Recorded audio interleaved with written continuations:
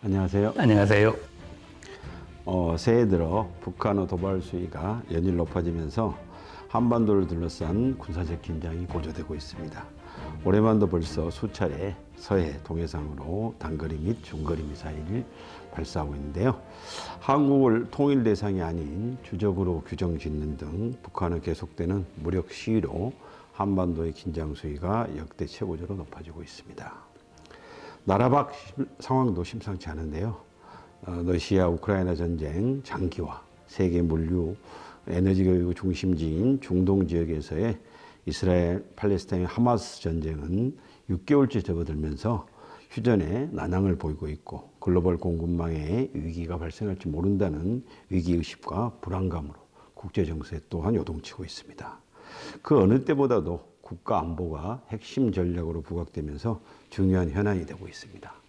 그래서 오늘 4월 토론회에서는 안보 분야를 선택해 광운대학의 전진우 교수님을 모시고 외교, 경제, 군사 안보의 성과를 따져보고 요동치는 국제 정세 속에서 아시아 정세를 전망하고 싶습니다.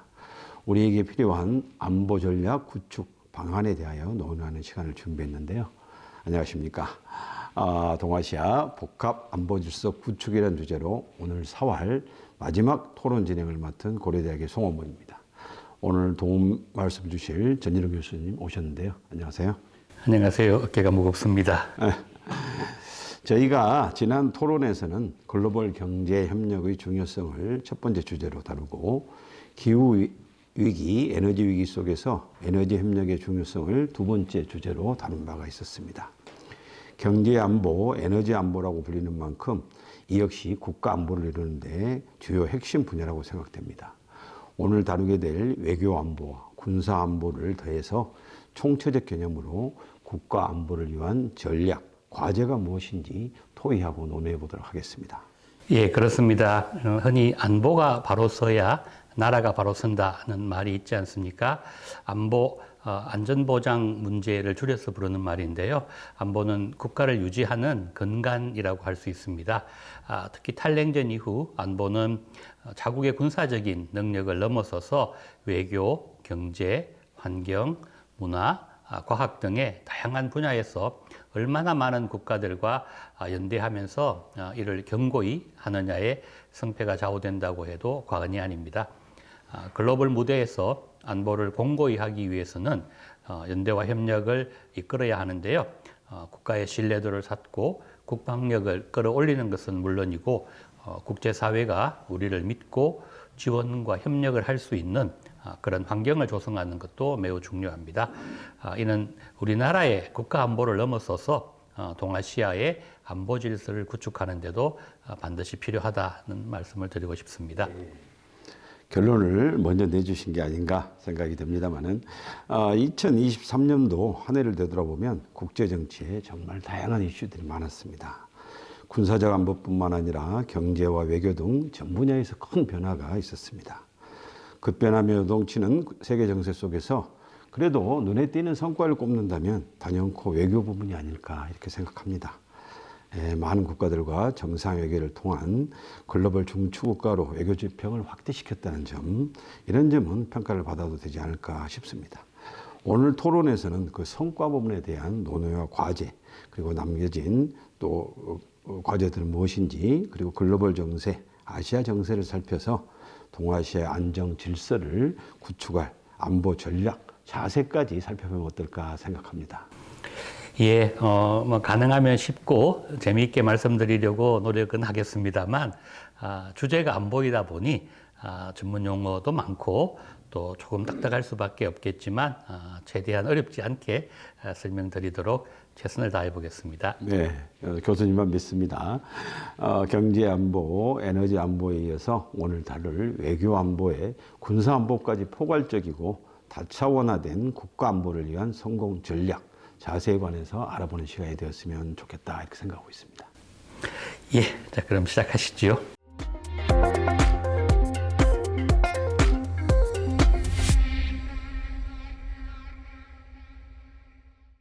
우선 안보의 개념부터 정리해보면 어떨까요? 네. 안보라는 말은 아시겠지만 안전보장을 줄인 말입니다.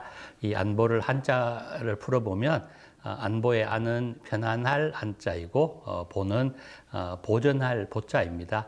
편안하게 지킨다 그런 말씀이신 거죠. 따라서 일반적으로 안보라는 개념은 외부의 위협이나 공격으로부터 국가를 지키고 또 국민의 생명과 재산을 편안하고 안전하게 지키고 보장한다는 그런 말로 정의할 수 있겠습니다. 네.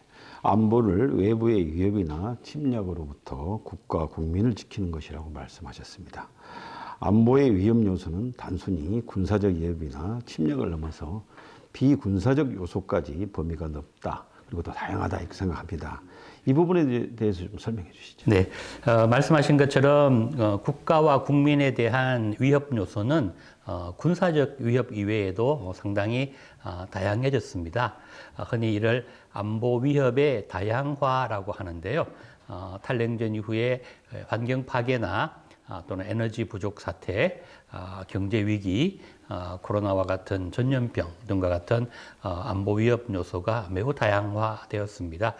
요즘과 같이 국가들이 대립하고 갈등하고 있는 국제 정세 속에서는 국가의 안보, 국가 안보도 중요하지만 인간 안보, 경제 안보, 그리고 기후 위기에 대응하는 환경 안보, 코로나19와 같은 전염병에 대응하는 보건 안보, 에너지 안보 등 포괄적인 안보의 개념으로 접근하는 것이 바람직할 것으로 생각합니다. 네, 정말 다양합니다.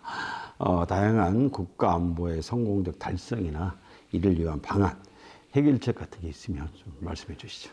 네, 안보를 강화하기 위해서는 앞서 말씀드린 것처럼 군사적인 그런 요소뿐 아니라 경제나 문화, 과학기술 등의 모든 수단을 종합적으로 운영해서 안보에 대한 위협을 효과적으로 방지하기 하는 그런 대처와 노력이 필요합니다. 우리가 처한 글로벌 상황이라는 것이 아시겠지만 매우 유동적이기 때문에 위협 요소를 완전히 제거하는 것은 어쩌면 불가능할지 모르겠습니다. 국가에 대한 위협 요소는 시시각각 변화하거나 또는 새롭게 발생하기 때문에 국가 안보를 우리가 반드시 달성해야 하는 것으로 보기보다는 추구해야 할 그런 과제로 보는 것이 좋을 것 같습니다. 때문에 안보 전략 역시 다양한 변수와 유동적인 국제 안보 환경에 맞춰서 거기에 맞는 국제 협력을 강화하는 그런 전략으로 나가는 것이 현명한 안보 전략이 아닌가 그렇게 생각합니다. 네. 그 중에서도 이제 군사력은 어느 시대나 국가 안보의 최우선적 고려 요소였다고 생각하는데요.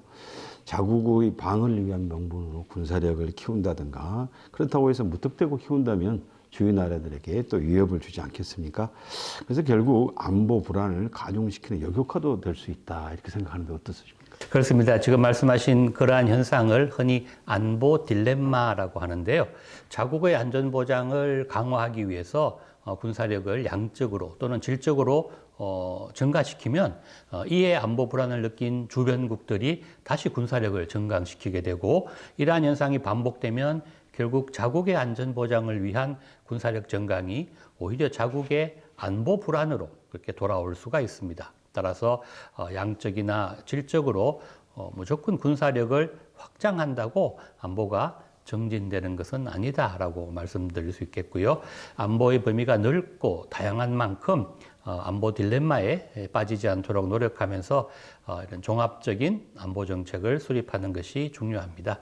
특히 최근의 국제 정세를 고려한다면 국가들 간의 상호 의존과 연결성이 중요해지면서 경제와 안보를 연결하는 그러한 방식이 부각되고 있는 만큼 글로벌 안보 협력을 최우선으로 하면서 우리가 전략적 우월성을 갖추는 그런 방향으로 나아가야 할 것 같습니다.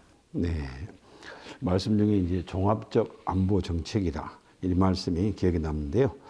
그 중에서 외교 안보 그게 이제 중요하다고 생각되는데요.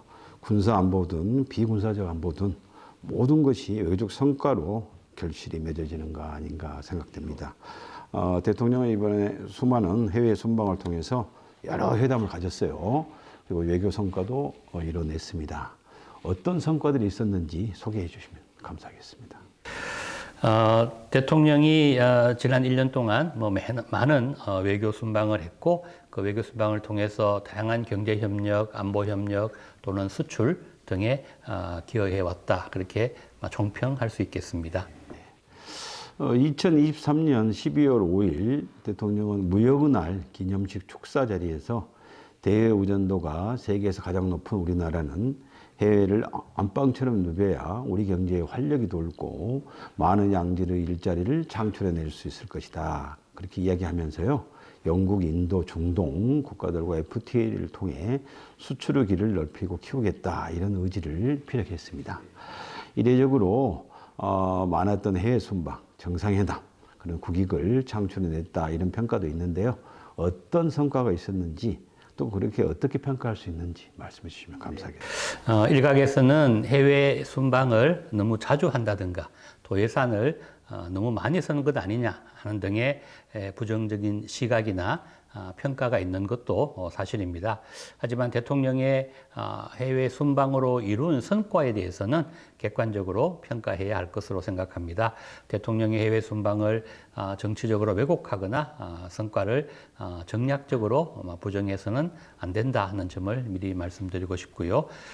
지난 1년 동안의 대통령의 해외 순방에 가장 대표적인 성과를 꼽는다면 중동 방문의 성과다라고 말씀드릴 수 있겠습니다. 중동 국가들 중에서 특히 사우디아라비아와 UAE, 아랍에미리트의 요청을 받아서 국빈 방문을 했는데요. 순방을 통해 이룬 외교 성과는 여러 가지 경제적인 효과와 실적으로 그렇게 나타났습니다. 중동 순방에는 약 140여 개나 되는 기업들이 경제사절단으로 참여해서 60여 건의 계약과 MOU를 체결하였습니다. 사우디에서는 약 21조 원, 156억 달러이고요. 카타르에서는 약 6조 원의 경제협력을 위한 계약과 MOU가 체결된 바 있습니다. 중동 방문의 성과는 이런 경제적인 협력의 숫자만으로 나타나는 것이 아니라요. 이들 국가들과의 계약을 통해서 다양한 분야에서 창출되는 그런 수익과 또 우리의 활동 영역을 중동으로 넓혔다는 점에서 큰 의의가 있다라고 평가할 수 있겠습니다. 다시 말씀드려서 중동의 대표적인 국가들, 사우디아라비아, UAE와 같은 국가들과 포괄적 경제 동반자 관계로 파트너십을 강화하고 확대시켰다는 점에서 의미가 크다 이렇게 말씀드릴 수 있겠습니다. 말씀하신 대로 역시 중동 지역은 세일 지역에 방점을 찍는 만큼 그런 의미가 있다 이런 이렇게 보이는데요. 2023년 10월 아랍에미리트와 체결한 자유무역 협정 그걸 빼놓을 수가 없을 것 같아요. UAE와의 자유무역 협정은 중동 국가와 맺은 첫 번째 FTA라고 하는 점에서 의미가 큰데요. 어떤 기대 효과가 있었을까요? 네, 아랍에미레이트 UAE는 중동 국가 중에서 가장 핵심적인 한국의 파트너다라고 말씀드릴 수 있겠습니다. 말씀하신 것처럼 중동에서 체결한 첫 FTA라는 점에서 의미가 있고요. 한 UAE FTA 내용을 살펴보면 향후 10년에 걸쳐서 주요 상품 품목의 90% 이상을 상호 개방하기로 그렇게 합의를 했습니다. 또 UAE는 우리가 수출하는 주요 수출 품목인 자동차나 자동차 부품, 가전, 무기류, 농축수산물 등에 대한 관세를 철폐하기로 했고요. 또 우리는 UAE가 수출하는 그러니까 우리의 핵심 수입 품목이죠. 원유를 비롯한 여러 석유화학 제품 등에 대한 관세를 단계적으로 철폐한다. 그런 내용이 FTA에 포함된 내용이라고 할 수 있습니다. 앞서 잠깐 말씀드렸습니다만 FTA 체결을 얻게 되는 효과는 경제적인 효과에만 그치는 것이 아니라 우리나라에서도 지금 에너지 안보의 중요성이 커지고 있고 중동 정세가 불안한 만큼 원유 등에 부과되는 관세가 철폐된다면 안정적인 원유 공급이 가능해질 것이고 우리의 에너지 안보에도 크게 기여한다라고 말씀드릴 수 있습니다.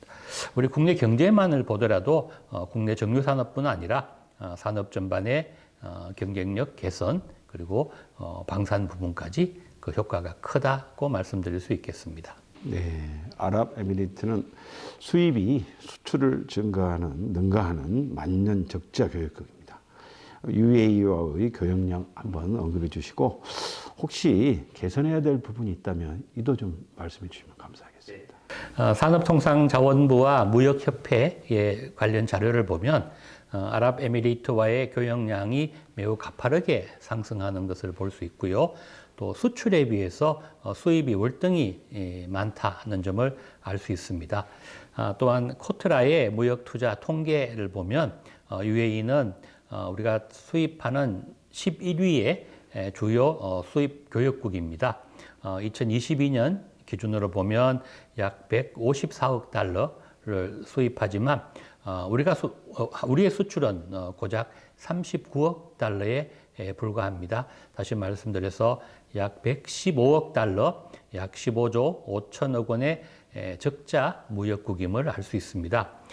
우리가 아랍에미리트로 수입하는 원유나 석유 제품 등의 수입이야 어쩔 수 없는 부분이지만 자동차나 그런 기타 일부 품목에 대한 일부 품목에 국한되어 있는 한국의 UAE 수출을 좀 다변화해야 되는 그런 필요가 있다고 할 수 있습니다. 이번에 우리가 UAE와 체결한 FTA는 우리의 이러한 심각한 무역 적자 기조를 해결하는 발판을 만들었다는 점에서 의미가 크다라고 할 수 있습니다. 한 UAE FTA 체결로 교역의 진입 장벽이 낮아지고 최고 수준의 서비스를 개방함으로써 K게임이나 영상, 문화, 음악, 영화, 음식 등의 다양한 K 컨텐츠, K 의료, K 바이오 등의 사업 진출이 용이해졌습니다. 특히 K 방산 관련 분야는 수출 정대 효과도 크게 바라볼 수 있다는 점에서 경제 외교의 성과이면서 안보 외교의 성과이다 이렇게 말씀드릴 수 있겠습니다. 교수님께서 상당히 고무적으로 말씀을 해주셨습니다. 특히 이제 K 방산 부분이 중동에서 갖는 의미라 할까? 그게 이제 어떤 식으로 평가할 수 있을까요? 예, 그 IMF의 통계 자료를 보시면 2023년 기준으로 UAE의 GDP는 약 5천억 달러입니다. 그리고 옆 나라인 사우디아라비아는 1조 700억 달러, 그리고 인구 대국 이집트는 약 4천억 달러, 중동에서 가장 잘 사는 카타르는 약 2,350억 달러입니다. 이 나라들만 다 더해도 2조 200억 달러, 원화로는 약 3천조 원에 달하는 막대한 시장이다라고 말씀드릴 수 있습니다. 이런 중동 시장이 안보 현안을 이유로 국방 예산 정액에 주력하면서 K 방산 품목 수입 확대를 검토하고 있고 K 방산에 관심을 보이기 때문에 우리에게는 매우 고무적이다 이렇게 말씀드릴 수 있겠고요. 스톡홀름 국제경제연구소의 자료에 의하면 사우디는 2022년 국방비에 750억 달러를 써서 세계 5위의 국방비 사용 국가입니다. 국내 총생산 GDP 대비로는 7.4%가 국방비에 투입되어서 전쟁 중인 우크라이나에 이어서 세계 제2위의 국방비를 사용하는 국가입니다. 방산산업계가 중동 시장에 주목할 수밖에 없는 이유인 것이지요. K방산에 관심을 보이는 중동 국가들의 이런 공격적인 투자에 힘입어서 한국 방산 수출도 호황을 기대할 수 있을 것이다. 는 그런 좋은 소식을 기대해 볼 수 있는 분야라고 할 수 있겠습니다. 네, 교수님 말씀드리니까 방산업계 중동 시장 수출 확대 이 부분이 굉장히 중요할 것 같습니다. 대통령이 이제 2023년 12월 7일 날 제2차 방산 수출 전략회의 발언에서요. 방위산업은 안보와 경제를 함께 뒷받침하는 국가 전략산업이다. 이렇게 얘기를 했어요. 그 다음에 이제 방위산업을 첨단 전략산업으로 육성해서 지금의 방산 수출 성장세를 지속 확대할 수 있도록 정부가 적극 지원하겠다. 이런 이야기도 했습니다. 정부의 이 같은 지원 약속 또한 K방산의 경쟁력에 힘을 보태주지 않을까 생각하는데요. 그 외에도 K방산에 주목하게 된 배경, 요소가 있다면 무엇인지 말씀해 주시면 감사하겠습니다.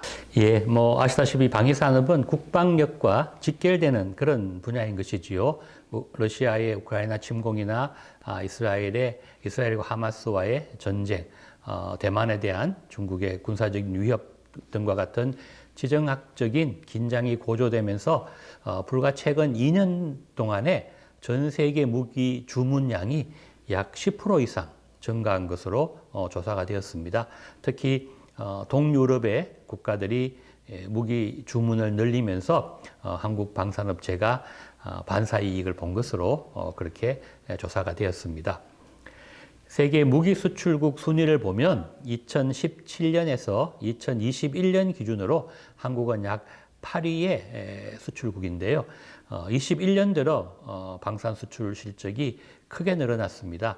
우크라이나의 전차와 탄약 등을 지원한 뒤 그 공백기를 메꾸기 위해서 여러 유럽 국가들이 주문과 군비 확장 수요가 겹쳐진 것이지요. 동유럽 국가들의 무기 수입이 크게 늘어나면서 한국의 방산 수출이 늘어났다. 그렇게 말씀드릴 수 있겠습니다. 이런 분위기 속에서 한국의 방위 산업이 직접적인 주목을 받게 된 이유는 유일한 분단 국가이지 않습니까? 우리나라가 유일한 분단 국가로서 북한과의 군사적 긴장 속에서 한국의 방위 산업이 매우 높은 기술력과 우수한 성능을 갖춘 그런 제품으로 국가로 신뢰와 인정을 받게 되었고 거기에 가격 대비 매우 성능이 우수하고 품질이 안정적이고 그리고 납기를 항상 잘 맞추는 그런 신속한 공급 능력 등이 K산업의 방위 장점에 K방산의 장점이 더해진 것으로 그런 결과로 이야기할 수 있겠습니다. 지난해 말 우리나라가 사우디아라비아, UAE, 쿠웨이트 등 중동 6개국 이른바 걸프협력이사회라고 하는데요. 걸프협력이사회와 최종 타결한 FTA의 무관세 혜택으로 K방산을 포함한 우리의 수출품이 날개를 달고 대중동 수출 길이 넓어진 것은 상당한 성과라고 말씀드리겠습니다. 네, 말씀 듣고 보니까 이제 이른바 신중동 붐을 기대하는 분위기도 가능하지 않을까 이런 생각도 듭니다만은 K방산을 대표하는 무기들은 어떤 것이 있는지 뭐 간단히 소개해 주시고 향후 글로벌 방위산업 또 어떻게 전망할 수 있을까요? 우리의 주력 수출 무기 중에 몇 개만 말씀드리면 먼저 K9 자주포가 있고요. K2 전차 그리고 천마, 비호 등의 미사일 제품이 있습니다. 그리고 K808 장갑차 등을 대표적인 수출 무기로 꼽겠는데요. 앞서 말씀드린 것처럼 한국 무기의 기술력이 전 세계적으로 평가를 받고 있습니다. 탄도미사일과 같은 분야에서는 미국 등의 글로벌 기업에 조금 밀리는 편입니다만 건접전 무기나 단거리포 분야에 있어서는 K방산이 탁월하다 그런 평가를 받고 있습니다. 향후 글로벌 방위산업의 전망에 대해서 여쭤보셨는데요. 정치적 상황에 따라서 변동은 있겠지만 지금 미국과 중국의 진영 간 갈등과 같은 그런 진영 간 견제 분위기는 당분간 지속될 것으로 그렇게 보이며 이에 따라서 전 세계 국방 예산 또한 증가할 것으로 그렇게 예상이 됩니다. 최근 유럽의 군비 지출을 보면 30년 만에 가장 가파른 증가세를 보이고 있습니다. 스톡홀름 국제평화연구소가 집계한 자료를 보면 지난해 세계 각국의 무기와 병력 등 국방 관련 지출 금액은 2조 2천억 달러, 약 3천조 원을 기록했습니다. 이는 냉전 종식 이후에 최고 수준의 군비 지출이라고 할 수 있겠고요. 우크라이나의 인접국인 폴란드의 경우는 러시아의 위협에 대응하기 위해서 방위비 예산을 GDP 4% 이상으로 늘리겠다며 무기 확보에 주력하고 있습니다. 냉전 종식 후에 줄어든 유럽의 방위비는 GDP의 2%를 넘지 못했었는데요. 최근 나토 회원국의 방위비 분담액 역시 늘어나고 있는 그런 추세입니다. 더군다나 금년 말 미국 대선에서 방위비 분담액이 적다고 주장해온 트럼프의 재선 가능성이 높아지면서 나토 회원국의 방위비 분담액은 더욱더 늘어날 것으로 그렇게 전망되고 있습니다. 신규 수주 기대라는 구매력 그리고 이제 의지를 모두 갖춘 기회의 땅, 중동에 대해 경제 안보, 에너지 안보, 국가 안보의 그 첫 번째 성과 이런 부분으로 꼽아서 말씀을 하셨는데요.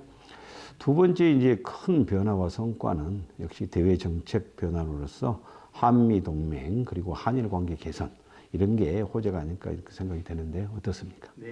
네, 그렇습니다. 한미 관계와 한일 관계 개선도 윤석열 정부의 중요한 외교 성과다라고 말씀드릴 수 있겠습니다. 미중 갈등이나 유럽에서의 전쟁 등으로 국제 정세가 엄중하고 한반도 정세 역시 매우 불안정한 그런 상황이지요.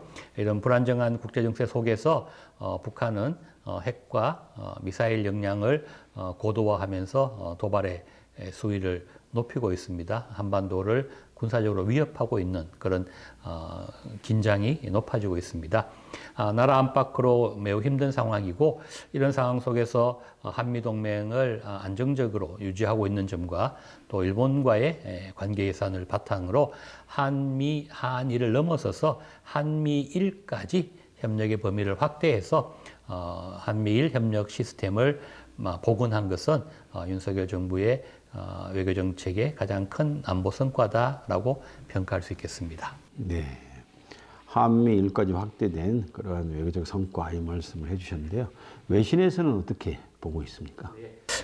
외신에서도 우리 국내에서의 평가와 마찬가지로 한미동맹 강화와 한미일 공조로 국민의 안전과 국가의 안보를 더욱 굳건히 하는 데 기여했다는 평가를 하고 있습니다.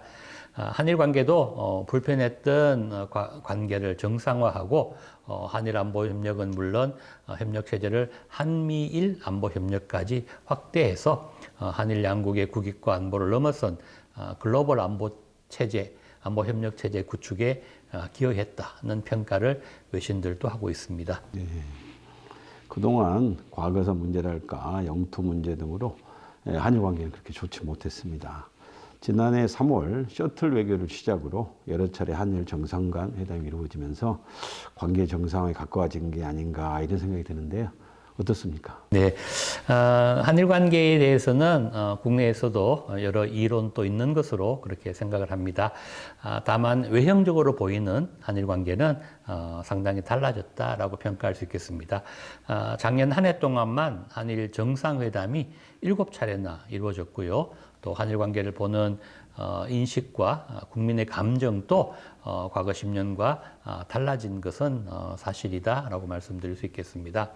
한일 간의 외교 복원이 선언된 이후로 한일 군사정보보호협정이죠. 지소미아의 복원이나 화이트리스트 재지정 등의 경제 제재도 모두 풀려서 경제 협력 관계를 원활하게 하는 그런 조치들이 이루어졌습니다.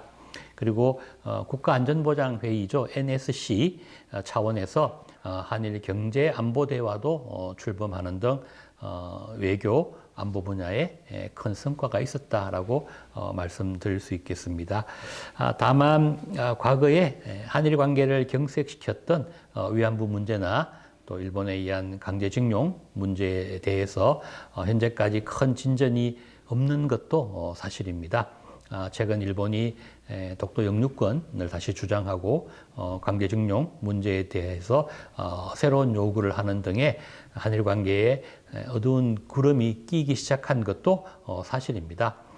이러한 풀어야 할 숙제는 여전히 남아있지만 미래지향적인 시각, 관점으로 양국 관계를 바라보고 접근해야 한다 하는데 한일 양국 정상은 물론이고 아마 국민들의 공감대가 자리 잡았다라고 할 수 있겠습니다. 더 나아가 앞서 말씀드린 것처럼 양국의 국익과 안보는 물론이고 동아시아 안보 질서를 구축하는데 한일 양국의 공조와 협력은 중요하고 필요하다는 것도 첨언하고 싶습니다. 네, 한반도의 안보를 넘어서 동아시아 안보 질서 구축에 필요한 군사 안보, 경제 안보 측면에서 일본과 관계는 끊을 수가 없다, 이런 생각이 듭니다. 양국이 미래지향적이고 발전적 우호적인 동맹과 협력의 파트너십을 강화해 간다고 강조해 주셨는데요. 한일 간 두 정상의 뜻도 아마 비슷하지 않을까, 이렇게 생각이 됩니다만. 네, 그렇습니다. 기시다 총리와 윤석열 대통령의 뜻이 맞았다라고 평가할 수 있겠습니다. 네, 그럼 다음 섹터에서는 안보를 위한 행보와 내용을 좀 더 살펴보기로 하고요. 어떤 행보들이 있었는지 알아보고 이 부분 자세히 또 말씀 나누면 어떨까 싶습니다. 네. 흔히 안보는 경제라고 말하면서 경제 안보, 그렇게 이제 강조를 많이 하는데요. 국가가 바로 서고 안보를 굳건히 해야지만 그 뒤에 부수적으로 따라오는 것이 경제라고 보통 생각합니다. 안보 동맹을 강화하기 위해서 한국 정부는 열심히 노력을 많이 해왔습니다. 가장 기억에 남는 행보가 있다면 어떤 것이 있는지 소개해 주시죠. 작년 7월에 폴란드를 방문한 것이 가장 기억에 남아 있습니다. 폴란드는 전쟁 중인 우크라이나에 바로 인접한 국가이죠. 우리나라와는 1989년에 수교했고요. 수교 이후에 경제, 안보, 문화 등 여러 방면에서 양자 관계를 발전시켜 왔습니다. 서로를 중요한 파트너로 생각하면서 양국은 국제사회의 자유와 평화, 번영에 기여하기 위한 노력들을 해왔는데요. 최근에는 앞서 말씀드린 K 방산이나 재생에너지 그리고 인프라 분야에서 가시적인 협력 성과를 보여주고 있습니다. 폴란드는 전쟁 중인 우크라이나에 바로 인접해 있기 때문에 전쟁이 끝난 이후에 전후 복구 사업이라든가 인프라 구축 사업 등에 진출할 수 있는 그런 플랫폼의 의미를 가지고 있고요. 또 유럽의 주요한 협력 파트너다 하는 점에서 폴란드 방문을 꼽아봤습니다. 네, 그렇군요. 조금 전에 교수님께서 우크라이나 이렇게 말씀해 주셨어요. 우크라이나 방문도 실제로 있었죠? 그렇습니다. 작년 7월 대통령이 북대서양 조약기구 나토 정상회의 참석을 계기로 7월 12일 앞서 말씀드린 폴란드를 방문했고요. 이어서 7월 15일 우크라이나 방문으로 이어진 것입니다. 정상회담에서 우리는 우크라이나에 약 1억 5천만 달러를 지원하겠다고 약속했습니다. 동시에 규반에 기반한 국제 질서와 인간 가치 수호를 표명하고 질서를 무너뜨린 러시아에 반대한다는 의사를 동시에 전달했는데요.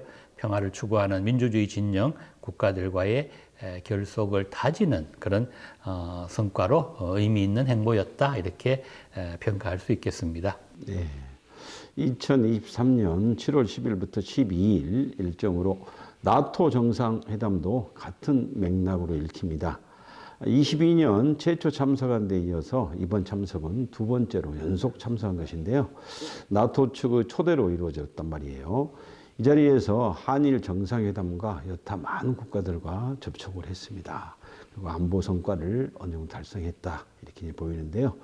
어떻게 보면 그 자리를 계기로 한미일 세 정상이 최초로 한 자리에 모일 수 있었던 것은 아닌가. 그리고 이제 캠프 데이비드 회담이 만들어지는 그런 근거가 됐던 게 아닌가, 이런 생각도 듭니다. 나토 회담 한번 언급해 주시죠. 나토 회담이 남긴 성과는 지금 말씀하신 것처럼 매우 많습니다. 작년 7월에 개최된 나토 정상회담은 북유럽에 있는 리투아니아라는 나라에서 개최되었는데요. 31개의 당시의 나토 동맹국, 그리고 EU, 그리고 스웨덴은 금년에 나토에 가입했습니다. 그래서 나토 회원국이 32개국이 되었습니다. 그래서 그런 국가들과 한국, 일본, 호주 등의 아시아 태평양 4개국 정상들이 참여해서 우크라이나 전쟁, 나토와 인도 태평양 지역의 협력 문제, 그리고 새로운 안보 위협 등에 대한 논의가 이루어졌는데요. 우리나라는 나토 사무총장과의 면담을 시작으로 네덜란드, 노르웨이 등의 국가 정상들과 회담했고, 앞서 말씀하신 것처럼 일본의 기시다 총리와의 회담뿐만 아니라 나토의 인도태평양 지역 파트너 국가인 호주, 뉴질랜드 정상과도 별도의 협력을 하면서 국제안보 협력을 심화했다라고 할 수 있겠습니다. 대통령의 나토 정상회담 참석은 아시아 태평양 지역까지 우리의 외교 지평을 넓혔다는 점에서 중요한 안보 성과이고요. 국가 안보의 핵심인 안보 네트워크와 국제적 연대와 협력 강화라고 하는 그런 목적을 이루었다라고 할 수 있고, 지금 말씀하신 캠프 데이비드 회담이 성사되는 데에도 큰 영향을 준 회담이 나토 정상회담이었다, 그렇게 말씀드릴 수 있겠습니다. 네, 그 캠프 데이비드 회담에 대해서는 아주 그 중요한 의미와 성과가 있다고 보기 때문에 나중에 다루기도 하고요. 엄중한 국제 정세 속에서 고립되지 않도록 많은 국가들과 긴밀한 공조를 맺고 협력 관계를 확대하고 강화했다. 이런 부분은 안보의 핵심 전략이라고 말할 수 있겠습니다. 그런 의미에서 본다면 베트남 국빈 방문도 다루지 않을 수 없는데요. 이 부분도 좀 말씀해 주시죠. 네, 작년 6월 프랑스를 국빈 방문한 이후로 귀국길에 바로 베트남을 방문했는데요. 베트남은 우리의 3대 교역국입니다. 그리고 우리의 핵심 안보 전략인 인도 태평양 전략, 그리고 한 아세안 연대 구상에서 가장 핵심적인 협력 국가가 베트남이다라고 말씀드릴 수 있겠습니다. 우리가 베트남과 전략적 파트너십을 강화해서 안보 협력 네트워크를 확대했고, 다양한 분야에서 경제적인 협력과 MOU가 체결되었습니다. 양국 관계의 확대와 발전을 위한 논의는 물론이고, 무엇보다 미래의 포괄적 동반자 관계로 안보 면에서 협력하고, 또 주요한 협업 국가로서의 입지를 확고히 했다. 그래서 정상회담 순방의 결과 국가 간의 상호 신뢰와 친밀도를 크게 끌어올렸다라고 평가할 수 있겠습니다. 네, 그렇군요. 안보에 있어서 가장 큰 변화가 있었다, 이렇게 이야기를 할 수 있겠는데요. 대외 정책의 변화로 인한 한미 동맹 강화, 그다음에 한일 관계 개선, 그다음에 한미일 공조 시스템을 이루은 것이야말로 큰 변화가 아닌가, 이렇게 생각이 됩니다. 한일 안보에 힘을 보태준 한미일 최초 정상회담, 동맹 소식 부분도 빼놓을 수가 없을 것 같습니다. 한미일 결속을 다질 수 있었던 회담 후 배경, 의미도 함께 알아보는 시간을 가져보도록 하겠습니다. 네, 앞서 말씀드린 바 있습니다만, 윤석열 정부의 외교안보 정책의 큰 성과가 한미동맹과 한일 관계의 안정성을 확보했다, 그런 점이라고 말씀드렸는데, 윤석열 정부의 안보 정책에서 과거 느슨했던 한미동맹 관계를 워싱턴 회담 등을 통해서 한층 강화시켰다 하는 점을 우선 말씀드릴 수 있겠고요. 한일 관계를 개선시키면서 한일 관계 개선의 결과로 한미일까지 안보 협력을 확대했다는 것이 가장 큰 안보 성과라고 말씀드릴 수 있겠습니다.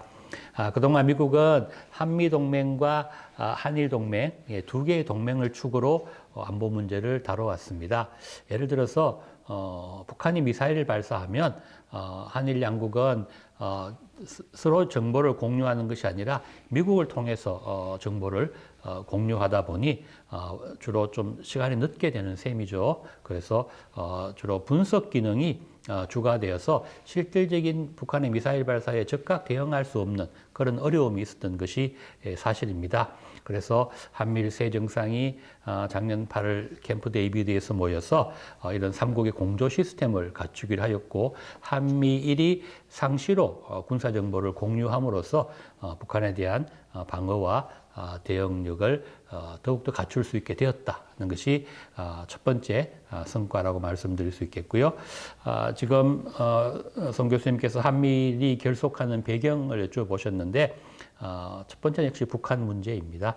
북한은 계속되는 핵실험, 미사일 발사로 한반도와 일본은 물론이고 미국의 괌이나 하와이까지 공격할 수 있는 능력을 과시하고 있지 않습니까? 이런 위협을 가중시켰고, 북한의 군사적인 위협에 더해서 미국과 갈등 관계에 있는 중국이 북한과 러시아와 협력하면서 한미일대 북중러의 진영 간 대립 구도가 일정 부분 만들어지고 있는 것이 현실이고요. 이런 진영 간 대립 구조 때문에 한미일이 더욱더 협력하는 그런 분위기가 만들어졌고 한미일이 안보 협력과 공조 시스템을 강화하는 데 합의할 수 있었다. 그렇게 말씀드릴 수 있겠습니다. 정리하자면 불안정한 국제 정세와 안보를 위협하는 요소에 대응하기 위해서 삼국이 전략 방안으로 한미일 안보 공조 시스템을 이뤄냈다. 이렇게 이야기를 할 수 있을 것 같은데요. 그럼에도 불구하고 역시 한일 관계 개선이 없었다면 한미일 공조를 이루는 것은 애당초 불가능하지 않았는가 이런 생각이 듭니다만. 당연한 말씀입니다. 한일 관계 개선의 바람이 불지 않았으면 한미일 정상회담도 없었을 것이고 한미일 안보 협력까지 이어지는 것은 어려웠을 것입니다. 한미일 정상이 함께했던 캠프 데이비드 같은 회담도 없었을 것입니다. 결국은 한일 관계 개선이 이러한 모든 변화를 불러왔다는 점에서 한일 관계 개선의 의미를 평가할 수 있겠습니다. 네. 이번에 한미일 정상이 한 자리에 모였잖아요. 캠프 데이비드에서요. 그 회담 소식 좀 살펴주시면 어떨까요? 네. 한미일 정상이 모일 수 있는 기회는 항상 있어 왔습니다만 한미일이 세 나라만 한 자리에 모인 것은 캠프 데이비드가 처음입니다. 작년 8월이지요. 윤석열 대통령은 조 바이든 미국 대통령, 기시다 후미오 일본 총리를 워싱턴 DC 인근의 미국 대통령 별장인 캠프 데이비드에서 한미일 정상회담을 하기 위해서 서로 회동했습니다. 지금까지 12차례 있었던 윤석열 정부 들어와서 12차례 있었던 한미일 정상회담은 모두 다자회의를 계기로 한미일 정상이 만난 것입니다. 이번처럼 한미일 3국의 정상회담을 위해서 따로 3국 정상이 모인 것은 이번이 처음이다. 이렇게 말씀드릴 수 있겠습니다. 이번 정상회의가 열린 캠프 데이비드는 역사적으로 주요국 정상들이 모여서 중요한 합의를 도출했던 장소라고 기억합니다. 이곳에서 한미일 정상이 만났다는 것은 한미일 협력에 대한 강력한 의지, 돈독한 신뢰, 유대관계를 반영하는 것이 아닌가 이렇게 생각이 되는데요. 주로 어떤 내용들이 다뤄졌을까요? 네, 내용을 구체적으로 살펴보면 조금 딱딱해질 수밖에 없는데요. 한미일 정상은 캠프 데이비드 정신, 캠프 데이비드 원칙, 또 3자 협의에 대한 공약이라는 이름의 세 건의 문건을 삼국 정상이 채택했습니다. 이 세 건의 문건은 한미일 3국의 협력을 강화하고 이 협력을 위한 실질적인 행동을 담고 있는 그런 세 개의 문서다라고 말씀드릴 수 있겠습니다. 하나하나 살펴보면 이번 정상회담의 공동 성명의 의미를 가지고 있는 캠프 데이비드 정신에서는 한미일 간의 포괄적 협력 방안이 제시가 되었습니다. 캠프 데이비드 원칙이라는 문서에서는요, 향후 한미일 협력을 추진하는 과정에서 어떤 원칙들을 견지할 것인가 하는 그런 내용들을 문서로 합의했고요. 더 나아가서 새 정상은 한미일의 안보 협력을 새로운 수준으로 끌어올릴 것이며 삼국의 협력은 인도 태평양 전체를 위한 것이다 하는 그런 점도 정상회담에서 확인했습니다. 네, 캠프 데이비드 세 건의 문건 굉장히 중요한 문건이 아닌가 생각되는데 안보 협력의 구체적 내용은 어떤 것들이 있었을까요? 네, 안보 협력에 대한 많은 내용들을 담고 있는데요. 새 정상은 먼저 삼국의 협력을 제도화하기 위한 그런 조치로서 회의의 정례화 그리고 협의체 신설 등의 장치를 마련하는 데 합의했습니다. 우선 한미일 정상회의를 최소 연 1회 이상 개최하기로 했고요. 그동안은 다자회의를 계기로 한미일 3국 정상이 모였지만 이번 캠프 데이비드에서의 정상회담을 계기로 한미일 3국만의 회의를 정례화하게 되었다는 것이 첫 번째 의미이고요. 한편 새 정상은 남중국해에서의 중국에 의한 불법적 해상 영유권 주장과 공격적인 행동에 대응해서 인도태평양 지역에서의 어떠한 일방적인 현상 변경 시도에 반대한다는 점도 합의했습니다. 이어서 국제사회의 안보와 번영의 필수적인 요소로 대만 해협에서의 평화와 안정 유지의 필요성, 대만에 대한 기본 입장을 재확인했고, 양안 문제, 중국과 대만 관계이죠. 양안 문제의 평화적 해결도 촉구했습니다. 사실은 이 합의로 중국이 우리에게도 강력한 항의를 하기도 했습니다. 세 번째로 한미일 세 정상은 유엔 안보리 결의에 따른 북한의 완전한 비핵화를 위한 공약을 재확인하고 북한에게는 핵과 미사일 프로그램을 포기할 것을 촉구했습니다. 또한 북한의 사이버 위협에 대응하고 사이버 활동을 통한 제재 회피, 북한이 제재를 회피하는 것이죠. 그것을 차단하기 위해서 한미일 3국의 실무 그룹을 신설하기로 했고, 북한의 핵과 미사일 위협에 대응해서 정강된 탄도미사일 방어 협력을 추진하기로 그렇게 합의했습니다. 마지막으로 한미일 세 정상은 금융 안정과 금융시장의 개방의 촉진, 기술 협력, 기후변화 대응 협력, 핵 비확산 노력과 정보를 공유하면서 대응 조치에 대해서 상호 협의하는 그런 내용들을 구체적으로 담고 있습니다. 이야, 캠프 데이비드 회담은 굉장히 많은 걸 다뤘네요. 한미일 3국의 군사 안보, 사이버, 경제, 과학, 기술 분야, 공급망, 정보 분야 등 다양한 분야의 동맹, 협력에 대한 의지를 확인했다. 그리고 약속했다. 이런 부분으로 평가를 할 수 있을 것 같네요. 네, 맞습니다. 세부 사항에 대한 협의와 조율도 이루어지고 긴밀하고 활발하게 협조하고 있으니까 과거보다는 한미일 공조 시스템이 훨씬 견고하게 자리 잡지 않을까 생각합니다. 지금까지 안보를 위한 성과, 행보를 살펴보며 논의해 봤습니다. 중동과의 교류도 열었죠. 나토 회원국 안보 네트워크를 맺으면서 국제 공조와 협력의 장도 열어젖혔습니다. 한미동맹 71주년을 맞으면서 한층 강화된 한미동맹, 그리고 나아가 한미일까지 확대된 공조 시스템까지 안보를 위한 노력, 응원, 박수를 보내고 싶습니다. 그리고 이제 한일 안보 공조 더욱 확대되고 발전해서 견고하게 자리 잡길 바라고 있습니다. 모쪼록 한일 양국 안보는 물론 아시아, 동아시아 안보 질서를 구축하는 데도 주도권을 잡을 수 있는 그런 계기가 되지 않을까 이런 생각이 들고요.